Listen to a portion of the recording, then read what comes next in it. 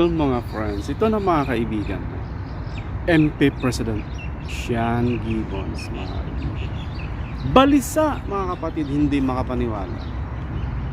Hindi makapaniwala ang MP President Sean Gibbons. Dalawang boxer niya, mga kaibigan, parihas na knockout from a body shot. So, balisa itong si Sean Gibbons. Hindi siya makapaniwala. Dalawang boxers ng INFI Promotions. Knockout. Yung isa sa very first round, tinamaan ng liver shot. Diba? Yung isa naman sa 9th round, Jerwin ng Kahas, tinamaan sa Sikmura on the 9th round. So, makita natin dito ang MP President is parang nasaktan din, nasaktan for the first time dahil dalawa sa kanyang alaga ang tumaob, diba? Tumiklop ang katawan at natalo. Panoorin natin ang video ng MP President sa kanyang pagdadalamhati. Hindi siya makapaniwala.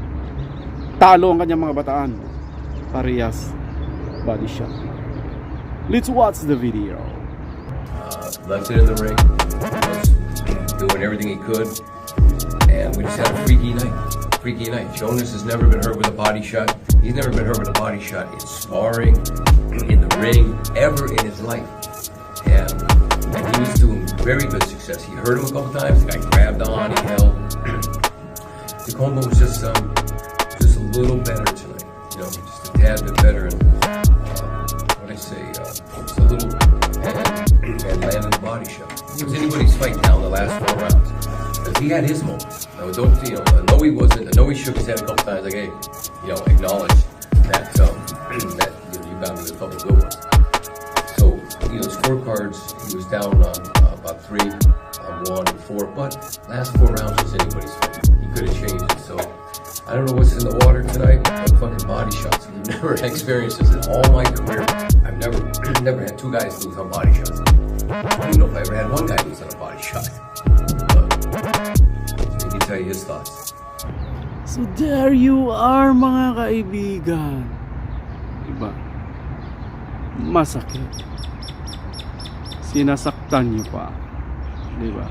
Well, anyway, ganun talaga ang boxing, mga kaibigan. So sana magkaroon na ng panibagong approach itong kanilang team, mga kaibigan. Paano nila i-figure out, di ba? Sunod-sunod ng talo ng mga Filipino boxers, mga dating champion, mga dating malalakas, di ba? Tinalo ng mga kulilat, mga kaibigan. So should be a lesson to be learned. Anong dapat gawin ng kanilang team, kanilang trainer, kanilang conditioning coach. So, well, malalaman natin sa mga sunod na mga kabanata, mga kaibigan. Kabang-abang ito, mga kapatid. So titingnan natin kung anong mangyayari sa mga Filipino boxers. Kasi wala na. Naiwan na tayo sa ranking pagdating sa international boxing world, mga kaibigan. So ganun lang. Well, in a way, nasa atin pa rin ang pinakamalakas at saka pinakamaangas. Diba? Ging, ging, ging.